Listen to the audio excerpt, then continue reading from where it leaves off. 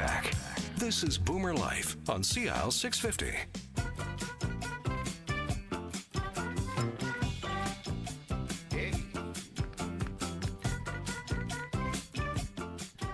And welcome back to the show.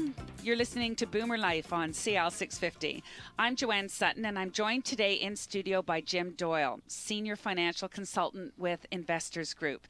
And on Boomer Life today, we've been talking about your financial future, where a well-thought-out plan is an integral part of building the life that you want for yourself and for your family.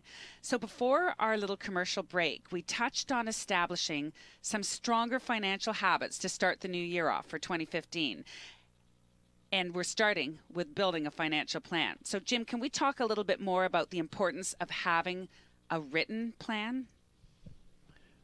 According to a new survey from the Financial Planning Standards Council, financial stress is causing Canadians to lose sleep, reconsider past financial decisions, with 45% saying they're embarrassed by their lack of control over their finances, and 40% of those with shared finances argue regularly over finances. Of note, the Financial Planning Standards Council also said that people that engage in financial planning report significantly higher levels of financial and emotional well-being. To get full value from financial planning, you need a financial plan. I know a number of years ago I worked with a young doctor, and I spoke to him and his wife with regards to where they were going financially, and they had a good handle on their money spending habits. Well, it didn't take very long before the money spending habits consumed all of their income into their standard of living, okay? And it takes a lot more work to have somebody refocus on their financial priorities as opposed to planning your way to get there. Once you've got a certain standard of living, I think it's very common for most of us that we want to hold on to it and kind of keep it going forward. You know, it's funny you should even mention that story, because there was something in the news, Jim, about a month ago, very similar, and it went viral on the internet, about a young couple with children, and I think he was in the medical industry and he only worked 1 or 2 days a week, and they had a fairly significant income, but they still couldn't manage themselves from month to month. I see this all the time, with a number of the medical professionals that I work with. The greatest help that they often need is their cash management practices. So there you go. Can you expand a little bit now on the difference between an investment plan and a financial plan? I know that they're two very different approaches, but not everybody knows that. They are equally important, and I think a lot of people are still confusing the two. So an investment plan and a financial plan. To get what you really want, it's important to understand the differences. You'd be surprised at how many people believe investment advisors also provide comprehensive financial planning advice. While an investment plan can help with investment selection, I can't stress just how many other aspects are important to be considered in a financial plan that goes beyond simple investment selection. People listening to this show are more likely going to live longer than the generation before them, so they need to make some great choices around money. I've seen investment plans that include an IPS. Now that's called an investment policy statement that talks about risk, investment selection, investment criteria and objectives, but is silent on the lot of hows and whys of money. Typically, a financial plan assesses every aspect of your financial life, including cash flow and cash management practices, investments, risk and insurance, taxes, retirement and estate planning, and explores the essential strategies for meeting your financial goals. Now, if you're a seasoned investor or knowledgeable investor, it's possible you may not require much assistance with investment selection. However, that doesn't mean you couldn't benefit significantly from financial planning advice in areas like wealth transference, tax or estate planning, and cash flow planning. Yeah, good point. You have mentioned numerous times, and we talk about it amongst ourselves on a daily basis, that a common fear is that we're going to run out of money, not having enough when we retire. What are some things that we should consider right now? Well, everybody wants to withdraw a certain amount and maintain their standard of living. So when people ask me, how much can I safely withdraw from my investments, I have to say truthfully, it depends. Not only how much risk you want to take and the return you're making, but a number of significant considerations, like whether your investments are tax efficient. the impact of volatility on a portfolio with regular withdrawals, accessibility, and flexibility. What are your future needs? Now, some advisors suggest using the 4% rule as a guideline, and that's where a retiree withdraws 4% of their investment portfolio in the first year, indexing it for inflation each subsequent year so that their portfolio or nest egg might last them maybe 30 years. With conservative investments not making more than 4% consistently, I'm concerned you're more likely to run out of money before 30 years, leaving you with nothing to fall back on.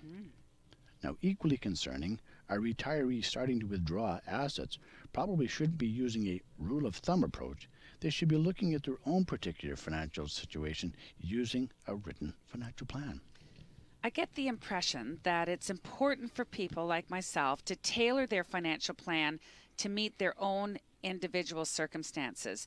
So what are your thoughts on managing expectations around sustainable withdrawal rates? Well, people's financial situations are likely going to change and have some variance over a long period of time.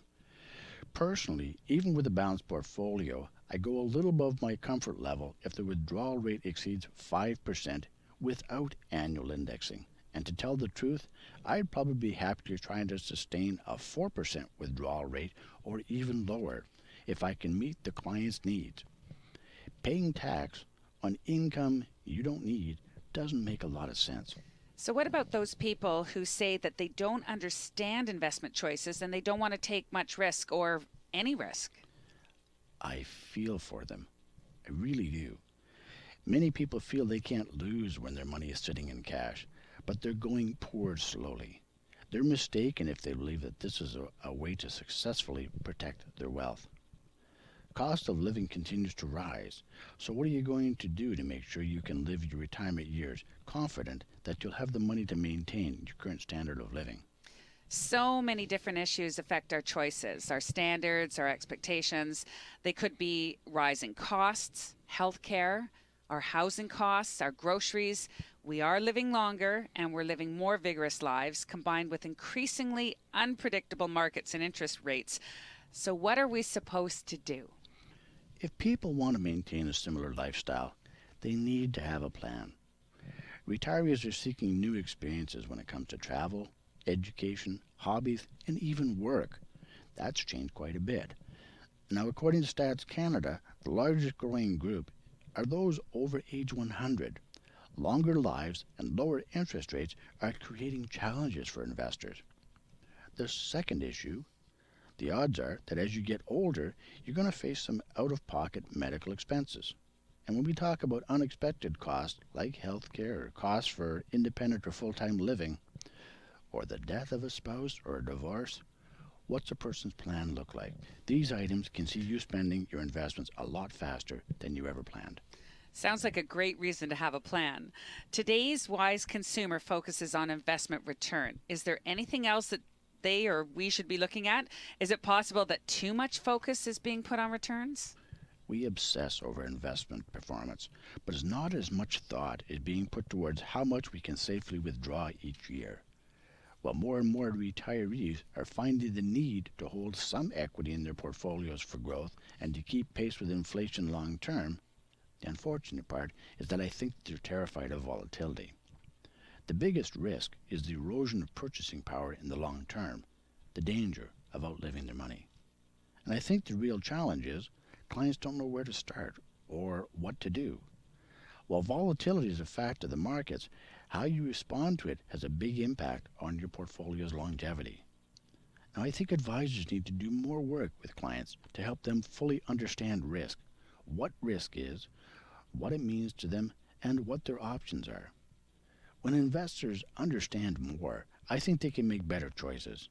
But I think the real problem comes from people not understanding the differences between risk and volatility.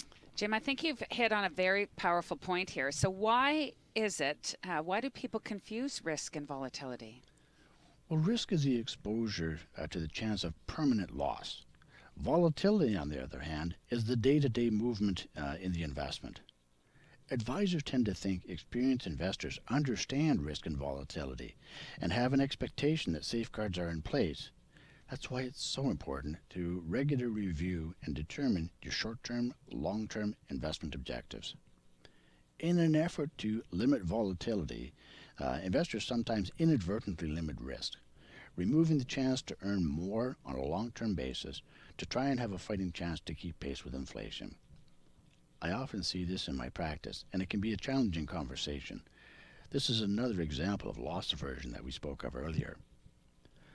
Consistently scheduled reviews with your investment advisor are a great opportunity to talk about shifts in your plans or changes in circumstances, thus allowing for the appropriate level of risk and volatility for your investments. Financial literacy also continues to be a truly important concern. Why is financial literacy the foundation for financial success?